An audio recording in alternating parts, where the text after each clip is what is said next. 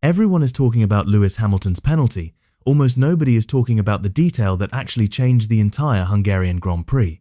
This wasn't simply a blocked qualifying lap, it exposed two communication failures inside Ferrari and Mercedes at exactly the wrong moment. One delayed radio call, one yellow flag misjudgment, and suddenly, the championship picture, the starting grid, and Oscar Piastri's entire weekend were rewritten by mistakes that happened far away from the television cameras. Hungaroring has always rewarded precision over bravery. Overtaking is notoriously difficult, making Saturday's qualifying session almost as valuable as the Grand Prix itself. McLaren arrived with a long-awaited aerodynamic package. Ferrari finally looked capable of challenging for pole. Mercedes continued its qualifying momentum, and Max Verstappen remained close enough to punish the slightest mistake. When Lando Norris snatched pole by just 0.012 seconds, it looked like another classic Formula One fight. But the stopwatch only revealed half the story. Then came the part the cameras couldn't fully explain. Hamilton found himself directly in Oscar Piastri's path at turn 1. Antonelli barely lifted for Verstappen's yellow flags. Ferrari later admitted its warning reached Hamilton far too late, while Mercedes admitted Antonelli was distracted by another incident unfolding inside the team. Two completely different investigations, two identical three-place penalties. But what if those weren't isolated driver mistakes at all? What if they exposed a much deeper operational weakness inside two of Formula One's biggest organizations? Before we move on, make sure to smash that like button and hit subscribe so you never miss out on any of our latest videos. The evidence we're about to uncover completely changes how this qualifying session should be viewed and why two championship contenders may have been beaten by their own pit walls rather than their rivals. The biggest misconception surrounding Lewis Hamilton's penalty is that this was simply another case of a veteran driver forgetting to check his mirrors. That explanation is convenient. It is also incomplete. The FIA stewards reviewed not only onboard footage but also telemetry, radio communications, and team data. Their conclusion is incredibly revealing. Hamilton was traveling at a significantly reduced speed on the racing line, while Oscar Piastri was beginning one final push lap.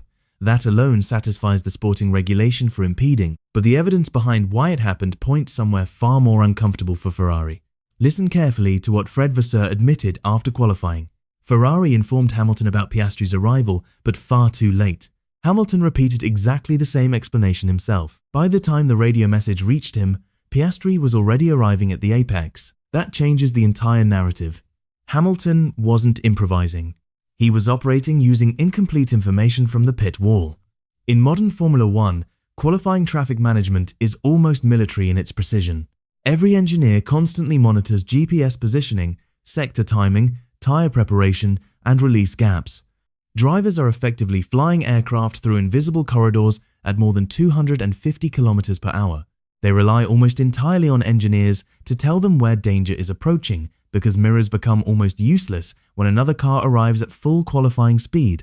Ferrari's own explanation quietly exposed that chain of command. By the time Hamilton knew Piastri was coming, physics had already taken over. Notice another subtle detail inside the FIA document. Hamilton explained that Piastri simply wasn't visible in his mirrors because of the angle of turn 1 and his own positioning on the circuit. That statement wasn't dismissed by the stewards. Instead, the FIA accepted it as factual while still applying the standard three-place grid penalty, because intent is irrelevant under qualifying impeding guidelines. That's a critical distinction. The FIA never suggested Hamilton deliberately blocked anyone. The punishment exists because the consequence, not the intention, is what matters. Politically, however, Ferrari suffered the greater damage. Instead of discussing Hamilton's impressive front-row qualifying pace, the conversation immediately shifted toward another Ferrari operational error. Throughout recent seasons, Ferrari has repeatedly been criticized for strategic communication under pressure. Different personnel, different seasons, yet familiar headlines. Hungary became another example where raw speed was compromised by execution rather than outright performance. And that is precisely why Oscar Piastri reacted the way he did.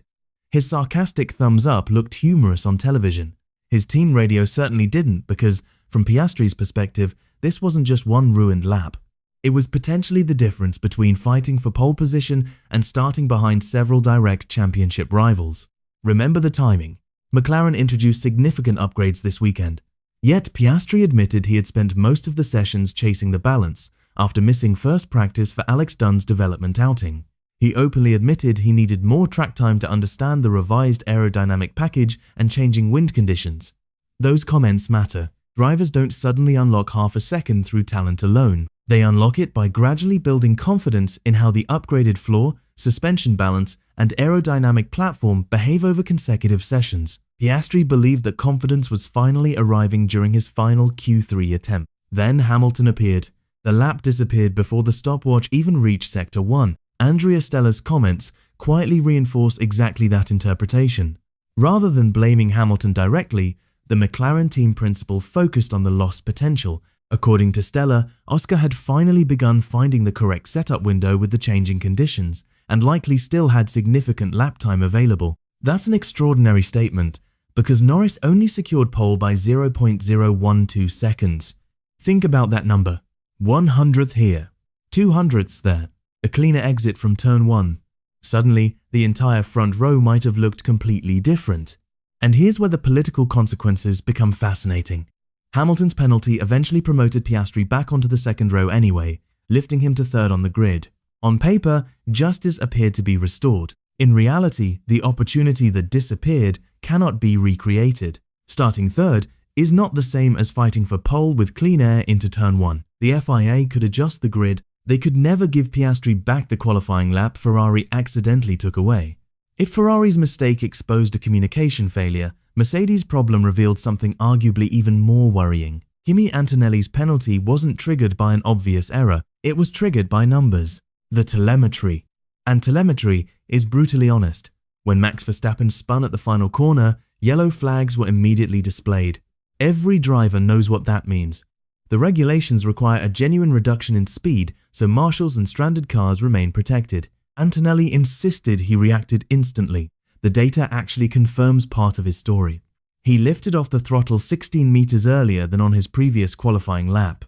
At first glance, that sounds convincing, but Formula 1 doesn't judge intentions, it judges outcomes. The telemetry revealed that although Antonelli lifted earlier, he still crossed the yellow flag sector 0.054 seconds faster than during his previous lap. That single number changed everything. Under the FIA's guidelines, drivers must demonstrate a meaningful reduction in speed when yellow flags are displayed. Simply lifting off the throttle is not enough. If the overall sector time still improves, the stewards can conclude that the driver did not reduce speed sufficiently. That is exactly what happened here. Mercedes later explained that Antonelli had been distracted by another issue unfolding on the pit wall at the same moment. Instead of receiving a perfectly timed warning, the communication arrived too late to influence the outcome. Once again, a small breakdown inside the team produced enormous consequences on track. Notice the pattern emerging.